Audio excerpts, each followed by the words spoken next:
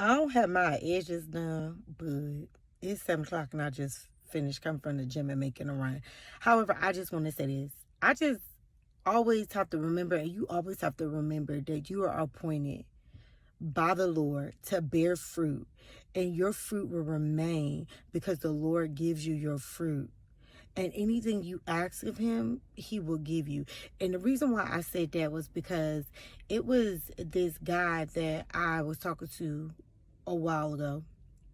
And I didn't like how he was treating me. Like at one point in time, he was all excited, and then afterwards, I don't know if he had like other women he was talking to, whatever, that was his prerogative. But he started treating me really nasty, and I said, I'm just not gonna take this. So I cut him off, and I stopped talking to him. I really did, and we ended up running back into each other a while later, probably like a year later or something like that. It's always interesting how stuff just comes full circle. But a year later, we run into each other. So he's talking to me about how, he wants to be cool again, and we don't have to go forward for no relationship. He just wants to be cool, be a friend, because I'm good people. And I was like, okay. And I told him, I was like, as a Christian woman, I forgive you. And I'm going to show you what forgiveness looks like, because you might have to do it, or you might be wanting it from somebody else.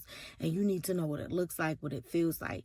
He never did really apologize for why his behavior was his behavior. But all he said was he was depressed and he was going through stuff. And that's the reason why he was acting the way he was acting. And so in that moment of forgiveness, I was not rendering myself to go back to what we were.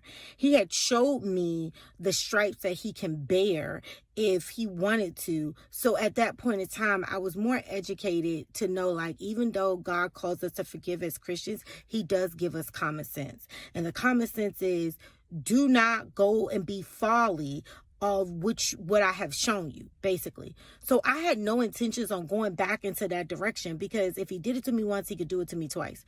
So we being cool and, hey, speak, whatever, X, Y, and Z.